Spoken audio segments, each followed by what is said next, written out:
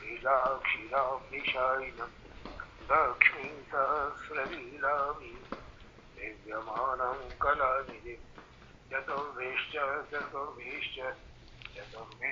त्रिभिस्तथा षड्भिर्विराजते योऽसौ पञ्चदाहृदये मम प्रभुर्नन्दकुमारो मे स्वामिने यशवानुजा कृतार्थोऽहं न संशयः। वाञ्छाकल्पतरुभ्यश्च कृपासिन्धुभ्यैव च पतितानां पावनेभ्यः वैष्णवेभ्यो नमो नमः। भगवद्गुणानुरागी भगवच्चरणानुरागी सर्व भगवदीय परिवारजनों हृदय भगवत स्मरण।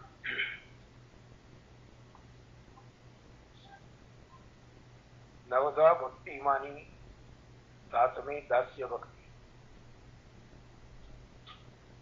भक्ति पोषण ग्रंथમાં શ્રી દયારામભાઈ 29, 30 અને 31 એમ 3 ચંદ્રાવલાથી દાસ્ય ભક્તિનું સ્વરૂપ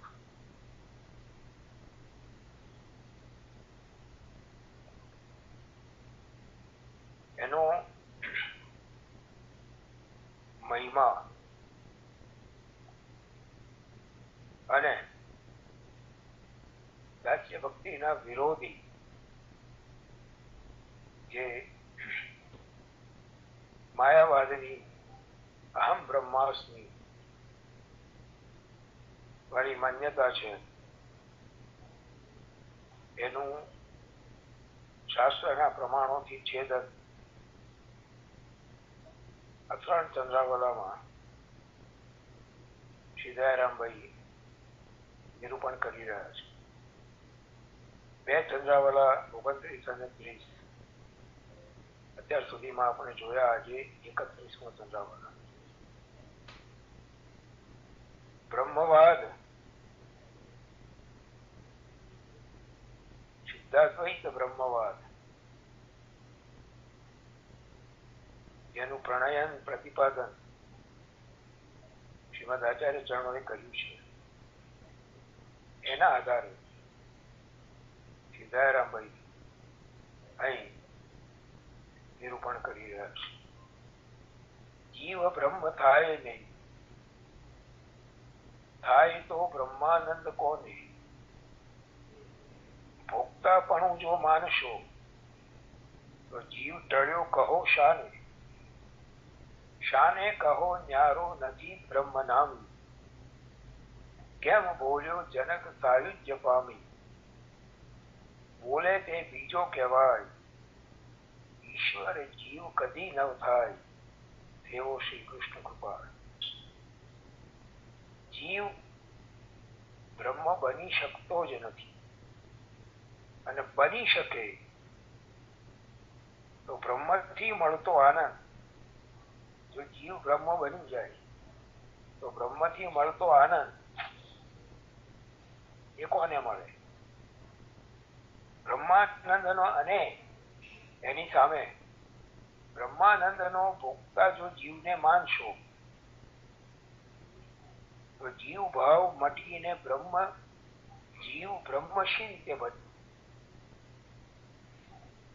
નામ ધારણ કરનાર બ્રહ્મ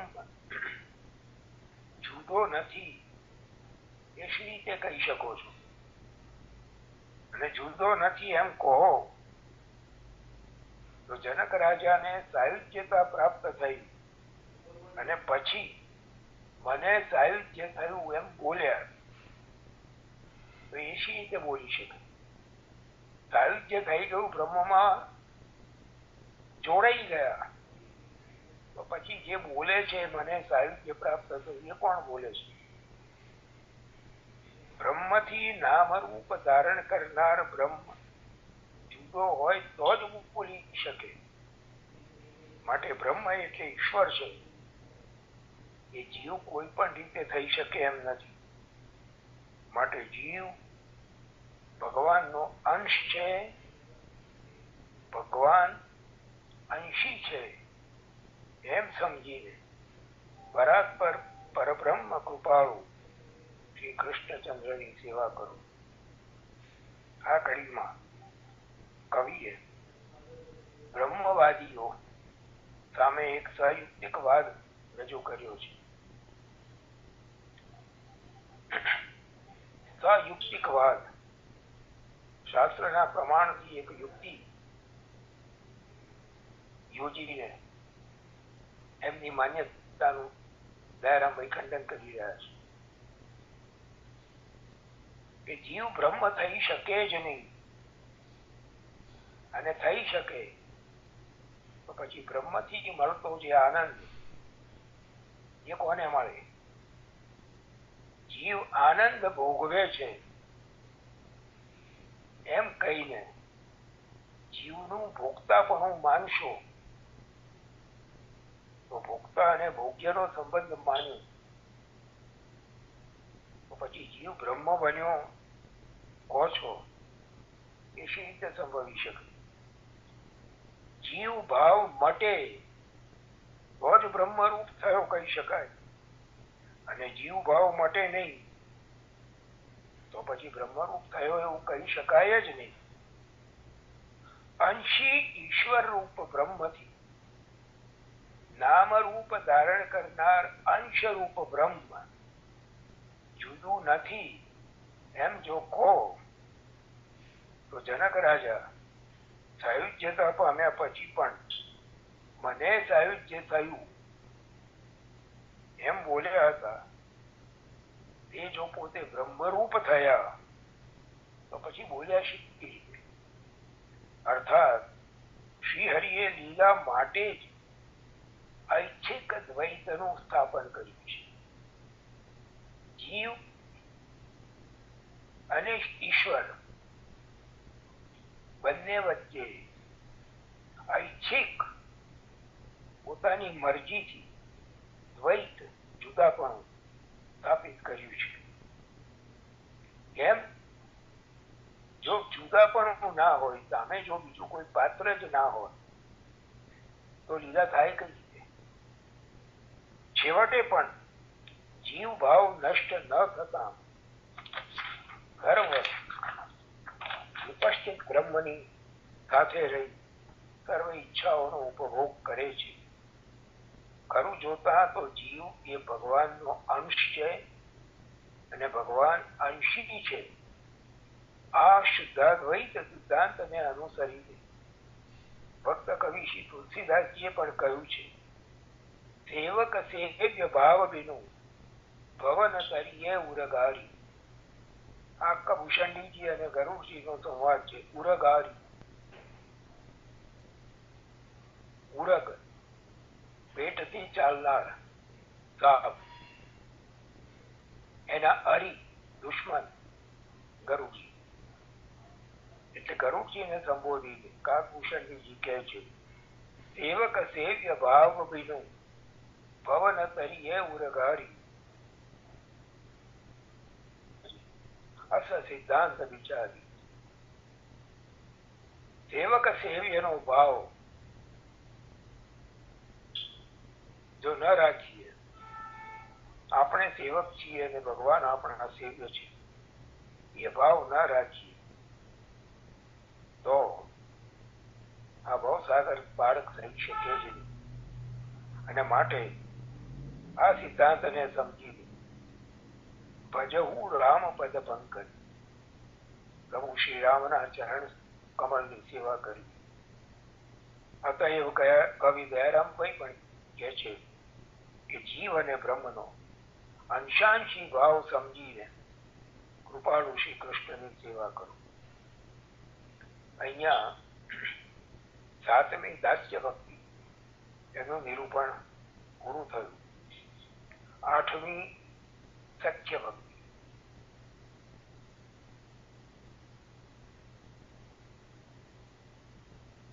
એનું નિરૂપણ અહીં એક ચંદ્રાવળામાં 32મા ચંદ્રાવળામાં શ્રી દયારામભાઈ કરી રહ્યા છે. અહો ભાગ્ય મહો ભાગ્ય ધન્ય વ્રજજન પરમ પવિત્ર પૂર્ણ બ્રહ્મ સનાતન પરમાનંદ થયા જેના મિત્ર, મિત્ર થઈ સર્વે સુખ દીધું, સર્વ ભાવે કારજ બહુ કીધું, શેષ મહેશ વિધિ શ્રી અલભ્ય, તે ફળ શ્રી ગોપીજન લભ્ય, તેવો શ્રી કૃષ્ણ કૃપા. સખ્ય ભક્તિનો શું મહિમા છે, સખ્ય ભક્તિનું શું સ્વરૂપ છે. અત્યંત પવિત્ર વ્રજવાસીઓને ધન્યવાદ ઘટે છે. એમના જ અહોભાગ્ય છે કે પરમાનંદ સ્વરૂપ પરાત્પર પરબ્રહ્મ શ્રી કૃષ્ણચંદ્ર જેઓના મિત્ર થયા અને મિત્ર બનીને સખા ભાવે બધું કાર્ય પૂર્ણ કરી આપ્યું. વિવિધ ક્રિયાઓ કરી સર્વ પ્રકારનું એમને સુખ આપ્યું અને જે ફળ શેષજી, મહાદેવજી, બ્રહ્માજી અને લક્ષ્મીજીને પણ મળ્યું નથી, એ ફળ શ્રી ગોપીજનોએ જેમનાથી મેળવ્યું છે એવા કૃપાળુ શ્રી કૃષ્ણની સેવા કરો. આ કડીમાં સખ્ય ભક્તિનું વર્ણન કરતા કવિ શ્રી કહે છે, બ્રજમાં રહેનાર બ્રજ ભક્તો ભગવાનને પોતાના સખા માનતા હતા. ખેલત મેં કો કાકો ઘુસૈયા, દાનના પદોમાં, હોરી ખેલના પદોમાં, છાકના પદોમાં આ બ્રજ ભક્તોનો સખ્ય ભાવ એના સ્પષ્ટ અને ખૂબ સુંદર દર્શન થાય છે.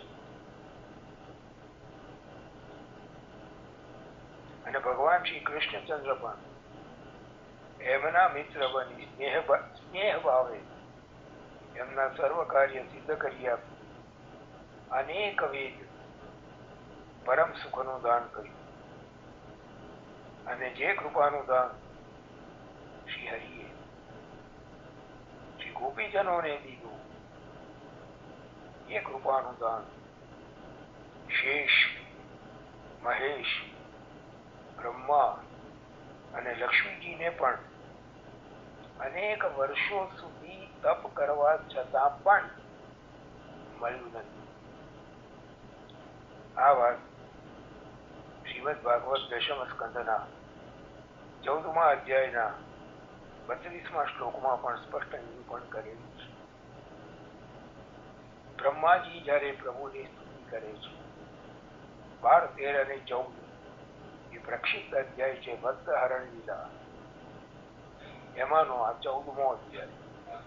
એમાં જયારે બ્રહ્માજીને પોતાની ભૂલ સમજાય છે અને બ્રજમાં આવી પ્રભુના ચરણમાં પડી પ્રભુની જે સ્તુતિ કરે છે એ સ્તુતિમાંનો આ એક શ્લોક છે.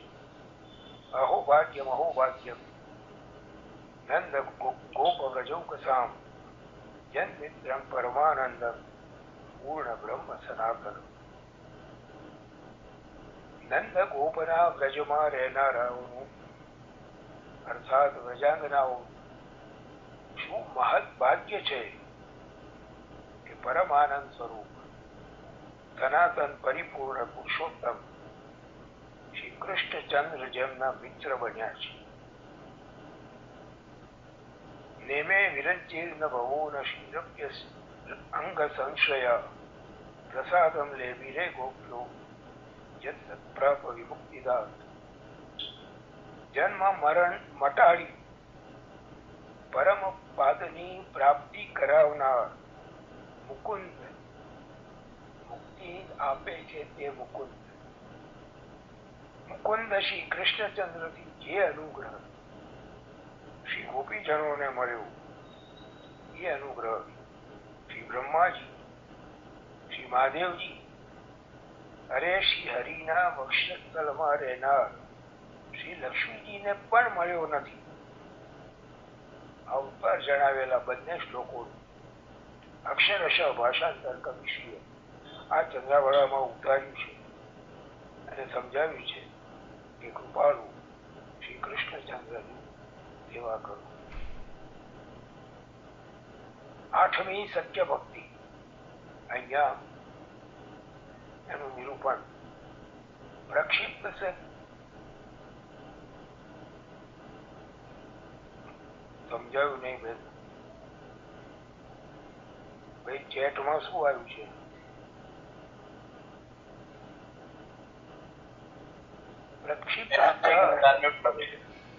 પ્રક્ષિપ્ત શા કારણે કયા? બરાબર, ઓકે, બહુ સરસ પ્રશ્ન કર્યો. ચાલો, આવી જિજ્ઞાસા ચાલુ સત્સંગમાં ઉત્પન્ન થતી છે, બહુ આનંદની વાત છે.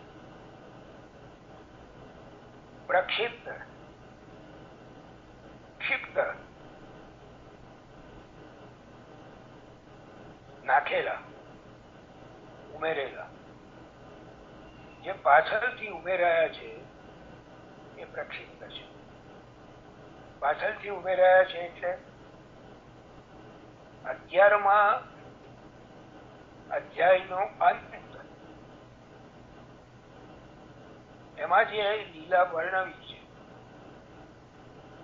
અને 15મા અધ્યાયનો આરંભ, ત્યાં જે લીલા વર્ણવી છે, એ બેનું અનુસંધાન બેસે છે. પણ 11મા અધ્યાય પછી જે 12મા અધ્યાયની લીલા આવે છે, એ બેનું અનુસંધાન બેસતું નથી. 11મા અધ્યાયના અંતમાં કહ્યું કૌમારમ ચતુર્ભુજે. ભગવાને આ રીતે વ્રજમાં કુમાર અવસ્થાનો ત્યાગ કર્યો. મતલબ કુમાર અવસ્થા છોડીને ભૌગંડ અવસ્થામાં પ્રભુએ પ્રવેશ કર્યો. તો એની વાત 12મા અધ્યાયમાં આવી જોઈએ, પણ એની વાત ઠેઠ 15મા અધ્યાયમાં આવી છે. એટલે 11મા અધ્યાયની લીલાનું સમાપન અને 15મા અધ્યાયની લીલાનો આરંભ, આ બેનું અનુસંધાન બેસે છે. વચમાં 12, 13 અને 14 આ 3 અધ્યાયનું અનુસંધાન 11 અને 15ની વચ્ચે બંધ બેસતું થતું નથી. માટે શ્રી મહાપ્રભુજી આ 3 અધ્યાયને પ્રક્ષિપ્ત, પાછળથી ઉમેરેલા માને છે. આ 3 અધ્યાય પદ્મ પુરાણના છે. અને કોઈક સમયે પાછળથી વ્યાસજીએ પોતાના પુત્ર શ્રી સુખદેવજી અને વિષ્ણુ સ્વામી આ બેને ભાગવતજીનો વારસો આપ્યો. ત્યાર પછી એમની કોઈકની પરંપરામાં પાછળથી પદ્મ પુરાણના આ 3 અધ્યાયો ભાગવતજીમાં ઉમેરી દેવામાં આવ્યા છે. એટલે શ્રી મહાપ્રભુજી મંગલાચરણના શ્લોકમાં ચતુર્ભિષ્ટ તથા જ્યારે કહે છે, તો એમાં પણ જે 5 પ્રકરણ શ્રીમદ ભાગવતના દશમ સ્કંદના આપ બતાવે છે, ત્યાં જે આજ્ઞા કરે છે એના પ્રમાણે 87 અધ્યાય થાય છે. જ્યારે ભાગવતજીમાં અત્યારે દશમ સ્કંદમાં 90 અધ્યાય આપણને પ્રાપ્ત થાય છે. એટલે શ્રી મહાપ્રભુજી એ રીતે પદ્મ પુરાણના 3 અધ્યાય પાછળથી શ્રી ભાગવતમાં ઉમેરાયા છે. એને કારણે અને 11 અને 15મા અધ્યાયની વચ્ચે આ 3 અધ્યાયની લીલાનું અનુસંધાન બેસતું નથી. એ કારણ શ્રી મહાપ્રભુજી આ 3 અધ્યાયને પ્રક્ષિપ્ત અધ્યાય માને છે. તેમ છતાં શ્રી મહાપ્રભુજીએ આ 3 અધ્યાયની લીલા ઉપર, એ કથા ઉપર સુબોધિનીજી લખ્યા છે. એટલો જ નહીં, પુરુષોત્તમ સહસ્રનામમાં આ 3 અધ્યાયની લીલાઓથી સંબંધિત નામ પણ આપ્યા છે. બ્રહ્મ મોહન કરતા છે, નિત્યાત્મા સદા પ્રિય, જંગમ સ્થાવરા કૃતિ. આ નામો એ 12, 13, 14 અધ્યાયની લીલાથી સંબંધિત છે. એટલે શ્રી મહાપ્રભુજી એ લીલાથી સંબંધિત નામો પણ શ્રી પુરુષોત્તમ સહસ્રનામમાં આપ્યા છે. પણ 11 અને 15ની વચ્ચે આ 3 અધ્યાયની લીલાનું અનુસંધાન, પૂર્વાપર સંબંધ સમજાતો નથી. એટલે શ્રી મહાપ્રભુજી આ 3 અધ્યાયને પ્રક્ષિપ્ત માને છે. આ એનો ખુલાસો છે. સતીશ કાકા, બરોબર. સારસ્વત કલ્પના નથી, સમજો. એ કોઈ બીજા કલ્પની કથા છે, બરાબર? પદ્મ પુરાણમાં જે કથા છે એ બીજા કલ્પની છે. જો સ્કંદ પુરાણમાં પણ શ્રી કૃષ્ણ ચરિત્ર છે, પદ્મ પુરાણમાં પણ શ્રી કૃષ્ણ ચરિત્ર છે, ગર્ગ સંહિતામાં પણ શ્રી કૃષ્ણ ચરિત્ર છે. પણ આમાં જે આ બધા જ ગ્રંથોમાં શ્રી કૃષ્ણ ચરિત્ર જે વર્ણવવામાં આવ્યું છે એ અલગ અલગ કલ્પોનું છે. અને એટલા માટે શ્રી ભાગવતમાં જે લીલાનું વર્ણન છે એનાથી આ ગ્રંથોમાં બતાવવામાં આવેલી લીલામાં અંતર આવે છે. ઘણા કથાકારો ભાગવતજીની કથા કરતા કરતા એવું કહે છે કે ભગવાનના 16,108 રાણીઓ હતા. હવે આ 16,108 ની જે વાત છે એ બીજા કલ્પની છે. ભાગવતજીમાં તો 16,008 ની જ વાત છે. અને શ્રી મહાપ્રભુજી પુરુષોત્તમ સહસ્રનામમાં પણ નામ એ જ આપે છે,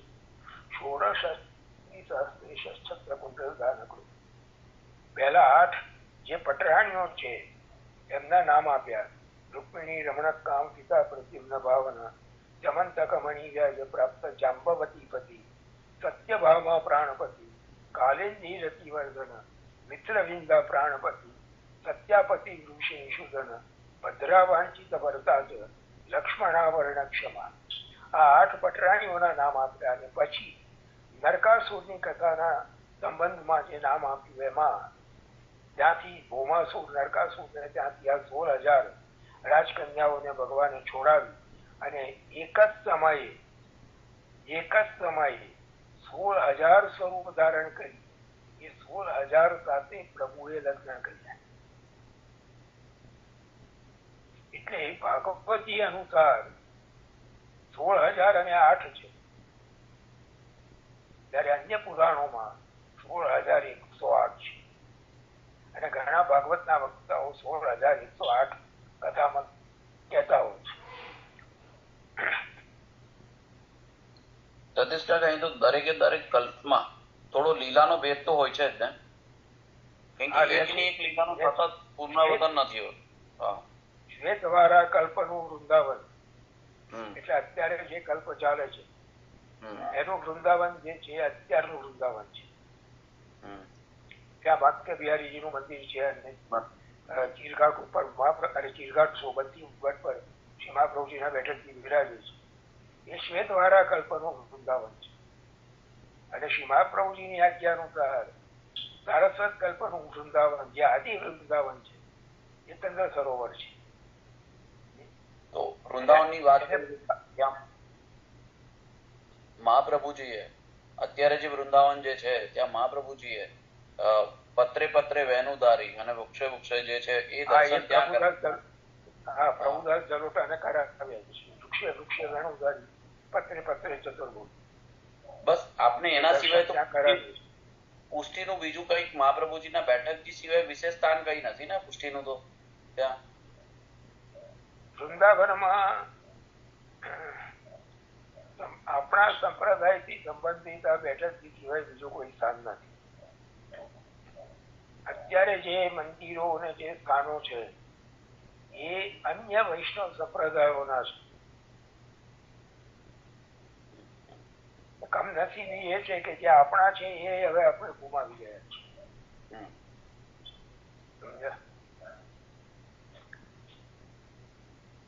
ચાલો, હવે આ પેલા એક બેનનો બીજો એક પ્રશ્ન હતો કે પુરુષોત્તમ સહસ્રનામમાં નામ કેમ આપ્યા?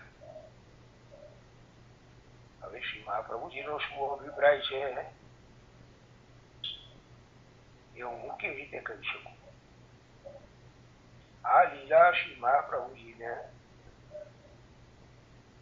રુચિકર લાગી. પ્રભુનું સર્વભવન સામર્થ્ય, પ્રભુ કંઈક પણ બની શકે છે, વિભુ છે, પરબ્રહ્મ છે, સર્વત્ર વ્યાપક છે, કોઈ પણ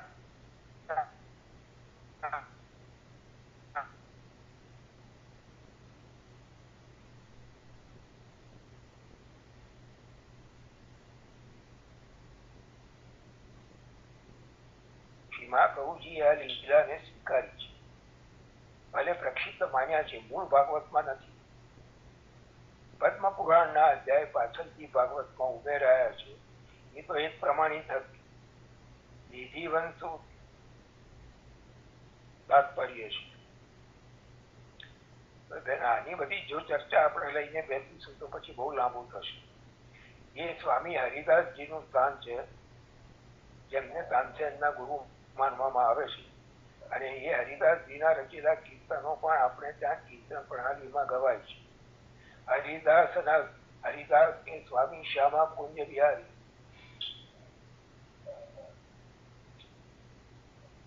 એવું આપણે ત્યાં કીર્તનમાં આવે છે. એટલે હરિદાસજીનું સ્થાન છે અને એમને બાપજી બિહારીજીની પ્રાપ્તિ એ સ્થાનમાંથી થઈ છે. એટલું જ નહીં, એમને ત્યાં પ્રભુની લીલાઓના સાક્ષાત અનુભવો થયા છે. એ નિધિવનનું મહાત્મ્ય છે. એટલે એ એમના સંપ્રદાય માટે અત્યંત મહત્વનું અને શું કહેવાય સાનુભાવનું સ્થળ છે.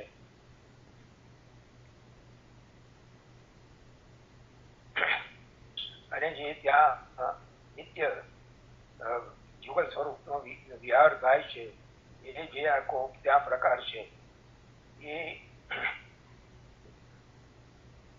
ઘણા સ્વામી હરિદાસજીના પોતાના અનુભવની વાત છે. અને એમણે એ રીતે એને ત્યાં પ્રસિદ્ધ કર્યો છે. કારણ કે હરિદાસજીની સમાધિ પણ ત્યાં નિજીવનમાં છે, એવો મને ખ્યાલ છે. ચાલો હવે આપણે નિજીવન જવાય.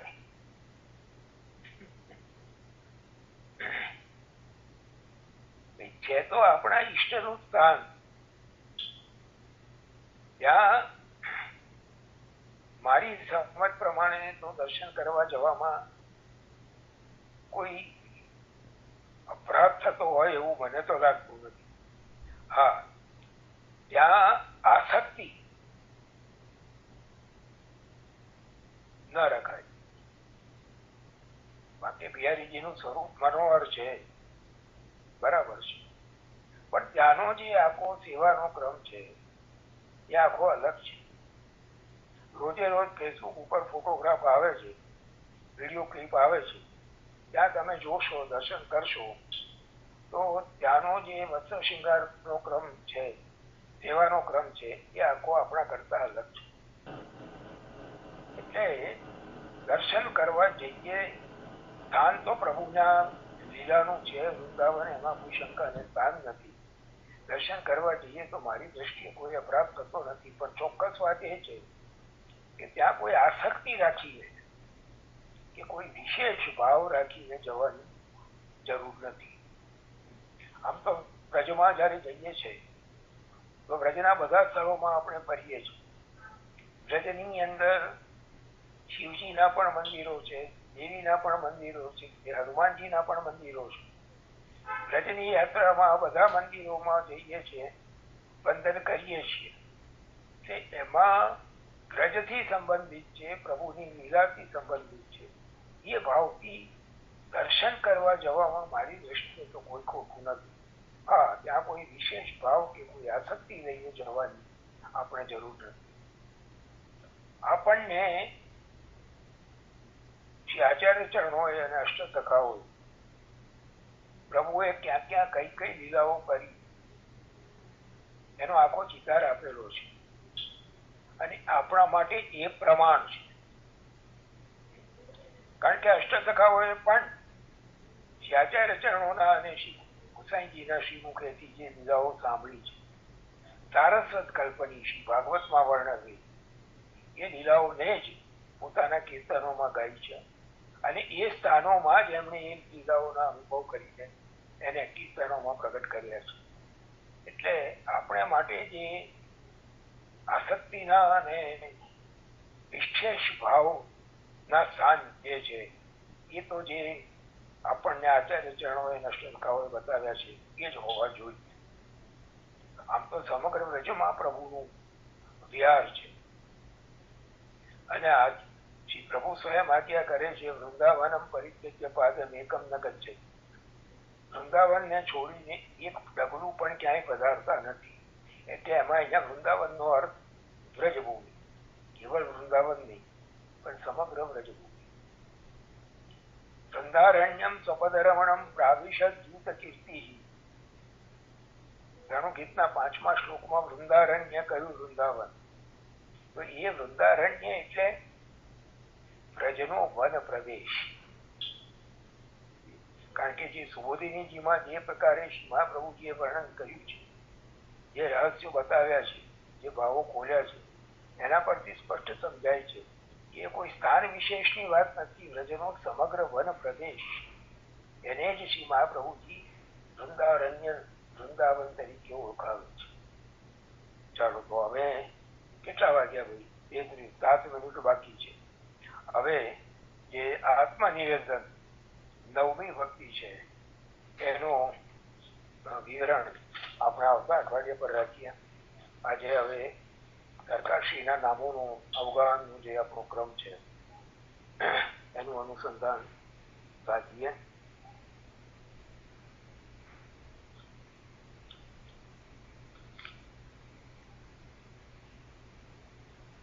ગયા અઠવાડિયે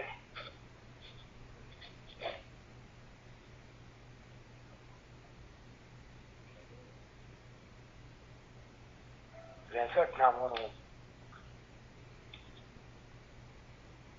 અર્થ વિસ્તાર આપણે જોયો હતો. આજે 64મું નામ परिवार वत्सलाय नमः.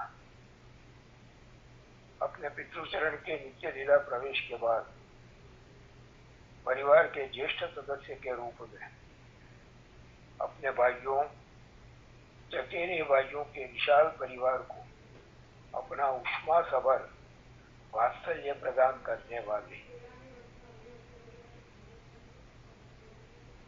એટલે સુધી કે પોતાના કાકાના દીકરાઓ અને એમના દીકરાઓ, એમના પણ નામ, એમના જન્મદિવસ તૃતીય ગુરુની ટિપ્પણીમાં આપ સામેલ કરાવે છે. એટલું જ નહીં, આ બધાના જન્મદિવસ હોય દ્વારકાધીશ પ્રભુ કટોરાનો સાજ અંગીકાર કરે છે, મતલબ કે વિશેષ સામગ્રી અંગીકાર કરે છે. આ આપની અનુપમ પરિવાર વત્સલતા છે. અને એ જ પરંપરા આજે પણ આપ શ્રીના ઉત્તરાધિકારી શ્રી વાગીશ કુમારજી મહારાજ શ્રી પણ નભાવી રહ્યા છે.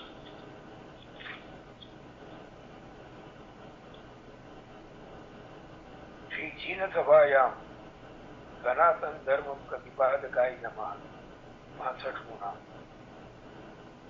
सन 1983 में जैन आचार्य श्री तुलसी के कांकरोली आगमन पर आयोजित सभा में अपने प्रभावक प्रवचन में जैन मतावलंबियों को सनातन धर्म, भारतीय संस्कृति, शुद्धाद्वैत सिद्धांत का परिचय कराने वाले. હવે આ જુઓ કેવું અદભુત સામર્થ્ય છે.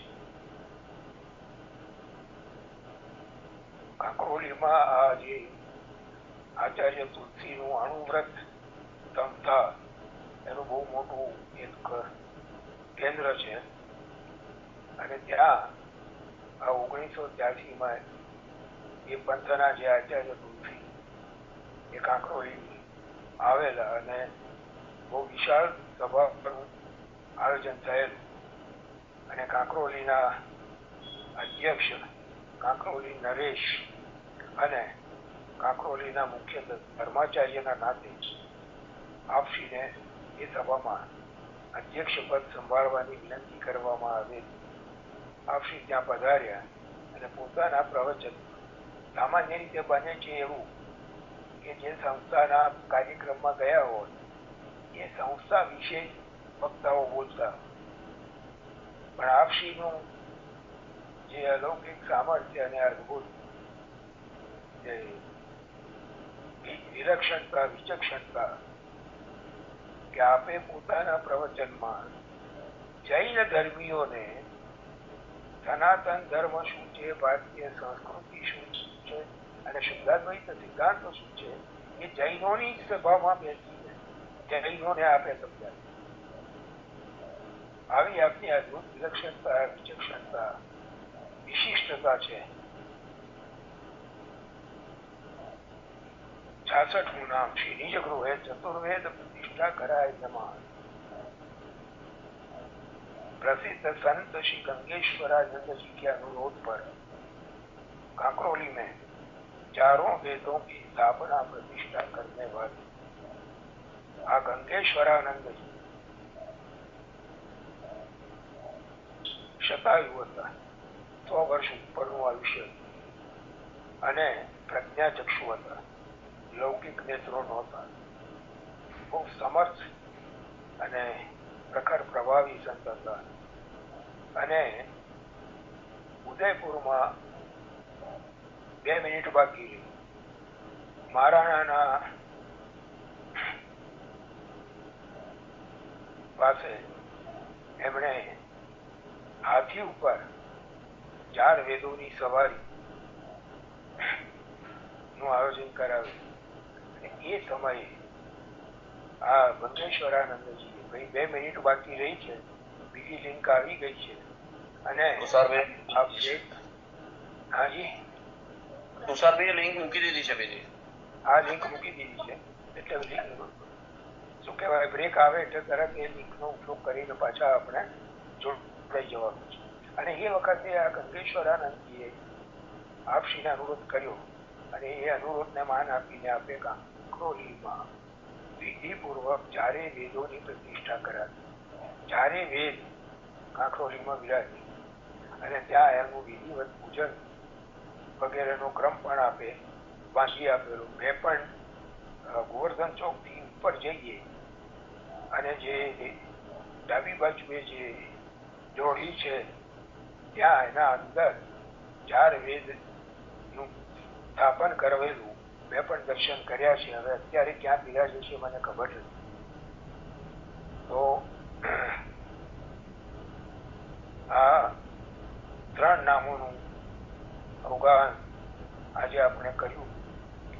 હવે બાકી રહેલા નામો હવે 67 થી 84 એટલે